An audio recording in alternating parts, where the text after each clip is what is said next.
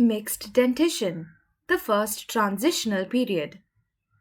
Hi, we are back again with another interesting video as we continue the series on the development of occlusion from birth to adolescence.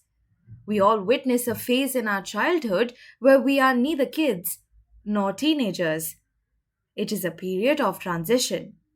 During this time, kids not only develop confidence and independence but also lose baby teeth to get new ones. This milestone is an expedition for parents as they handle their fussy eaters. Today's video gives an insight into this challenging yet rewarding phase of teeth development called the mixed dentition phase. This is the period during which the permanent and primary teeth are present together in the oral cavity. The first permanent tooth erupts at 6 to 7 years, marking the onset of a mixed dentition period. By 12 to 13 years, all the primary teeth are replaced by the succedaneous set of teeth. Teeth that erupt in the place of the primary teeth are called successional teeth, while those erupting posterior to it are called accessional teeth. The mixed dentition period is the most dynamic phase of occlusal development, as a lot of changes in the arch are witnessed. This happens in 3 stages, which we will now learn in the cases of these sisters named Jo, Amy, and Beth. Meet Jo, who is currently in the first transitional period, seen between ages 6 and 8 years, where the permanent molars and incisors erupt. Her sister Amy is around 8 to 9 years, going through the intertransitional period, which is relatively static with a mixed set of dentition. Beth is around 9 to 10 years, going through the second transitional period, characterized by the emergence of the premolars, canines, and the second permanent molars. Let us now examine the oral cavities of each of these sisters to know the characteristic features of each stage. The youngest sister Jo has just entered the mixed dentition stage from primary. During this phase, her first permanent molars erupt in all the quadrants, while the primary incisors get replaced by permanent incisors. Therefore, we can say she is in the very first stage of the mixed dentition period, the first transitional period. Unlike the primary teeth, the permanent teeth erupt in groups. The first permanent teeth to erupt in most children of about 6 to 7 years are the first permanent molars. The permanent mandibular central incisors share the same time of eruption. The key to occlusion in permanent dentition is the position of the first permanent molar. Ideally, it is expected that a permanent molar emerges in a class 1 relation, where the mesiobuccal cusp of the maxillary first permanent molar occludes within the mesiobuccal groove of the mandibular first permanent molar. Let me explain the idea of occlusion in posterior teeth. As the palatal cusp of the first maxillary molar is cone-shaped, it slides into the occlusal fossa of the first mandibular molar, that is crater-like. One acts as a cone and the other acts as a funnel, thereby creating a contact between the two arches to guide the emergence of the teeth. Therefore, the posterior teeth are guided into their final positions by morphology of their occlusal surfaces. This is called the cone and funnel mechanism. But what determines the position of the first permanent molar? There are 3 important factors, namely, the position of the first permanent molar before eruption, their relation to the second primary molars, as the first permanent molars utilize its distal surface as a guide to erupt, the relation between the maxilla and mandible in a sagittal plane as in the skeletal relationship of the arches. Apart from these factors, the terminal plane of the primary teeth acts as a guide to permanent occlusion. Let's consider scenario 1, where Jo has the second primary molar in a flush terminal plane. Her permanent molars will also erupt in the same relation, leading to an end-on-end relation. Now, is this an ideal occlusion? No, it's not. For this to change into class 1 relation, The molar has to move forward by 2 to 3 millimeters in either of two ways. Plan A is simple. The eruptive forces of the first permanent molars are so strong that they push the primary molars forward in the arch, thereby utilizing the primate spaces and establishing a class 1 relationship. This is called the early mesial shift and is seen in a spaced dentition where the primate spaces are present. In the case of a closed arch where the spaces are absent, the erupting permanent molars are unable to establish a class 1 relation even as they exert force because there is no space for the molars to move forward. But how is the space created? To understand this, we need to get familiar with an important concept. The primary canine and the primary molars are larger in their mesiodistal dimension when compared to the permanent canine and the two premolars.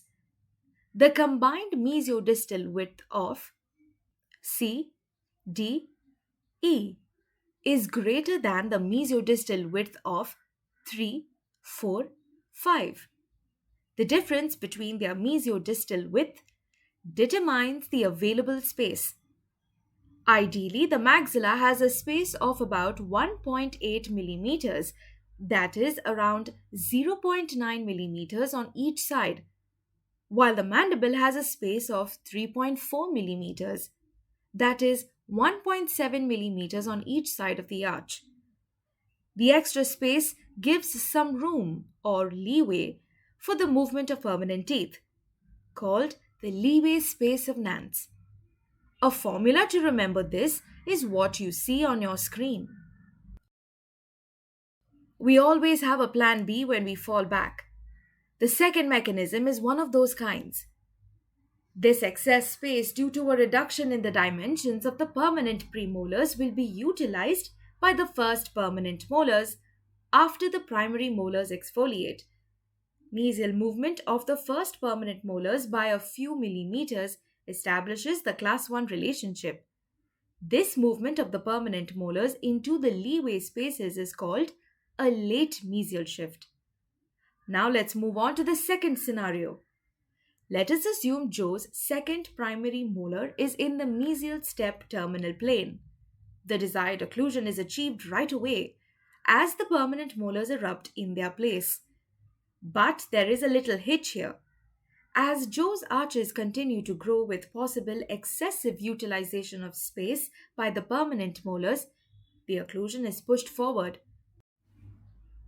In this case, the mandibular first molar moves ahead of the maxillary first molar, creating a class 3 relationship. However, this is not normal and requires an orthodontic intervention to correct it. Now let us move on to the final scenario. If Joe's second primary molar is in the distal step terminal plane, the permanent molar erupts into a class 2 relation. If further growth occurs with more utilization of spaces, it can lead to an end-on-end molar relation. If we had to summarize the terminal plane predictions, firstly, a flush terminal plane has a 56% chance of turning into a class 1 and a 44% chance of forming a class 2. Secondly, with a mesial step, molars moving less than 2 millimeters mesially lead to class 1 in 80% of cases, while movement greater than 2 millimeters leads to a class 3 in 20%. And finally, a distal step would always lead to a class 2 relation. This brings us to the second part of the first transitional period, the exchange of incisors, which is a very crucial and critical period for the development of dentition. At about 6.5 to 8.5 years, the primary incisors are replaced by their larger counterparts, the permanent incisors, which require more space to align. The difference between the space available for the incisors to erupt and the space required is called the incisor liability and measures about 7 millimeters in the maxillary arch and 5 millimeters in the mandibular arch. During this transition, 4 factors determine the alignment of the permanent teeth. They are the interdental spacing between the primary incisors, the growth of the intercanine arch width, the increase in intercanine arch length, and the favorable ratio of the sizes of primary and permanent teeth. Let us discuss each of them. We already know that interdental spacing is an essential feature for the alignment of permanent dentition and is a characteristic feature of primary dentition. These spaces measure about 4 millimeters in the maxillary arch and 3 millimeters in the mandibular on average. Since the permanent incisors are larger, they utilize these spaces and align themselves in the arch. Meanwhile, a non-spaced primary dentition indicates crowding in the permanent teeth. The next factor coinciding with the eruption of permanent teeth is an increase in the intercanine width due to the sudden growth of arches at about the same time. Additionally, the permanent incisors are placed more anteriorly and have a more labial inclination than the primary incisors. This causes an increase in the intercanine arch length by approximately 3 millimeters. The tooth axis of primary teeth therefore changes from 150 degrees to 123 degrees, thereby increasing the circumference of the permanent dental arch. Lastly, the mesiodistal width of the permanent lateral incisors is generally smaller than that of the primary lateral incisors by about 1 millimeter in the maxilla and 3 millimeters in the mandible. This helps to carry out a smooth exchange between the incisors. The leeway space of Nance contributes to the canine alignment and causes the late mesial shift. If you have observed, there is greater available space in the mandible than in the maxilla, which helps the permanent molars move forward, creating a desired class 1 relationship.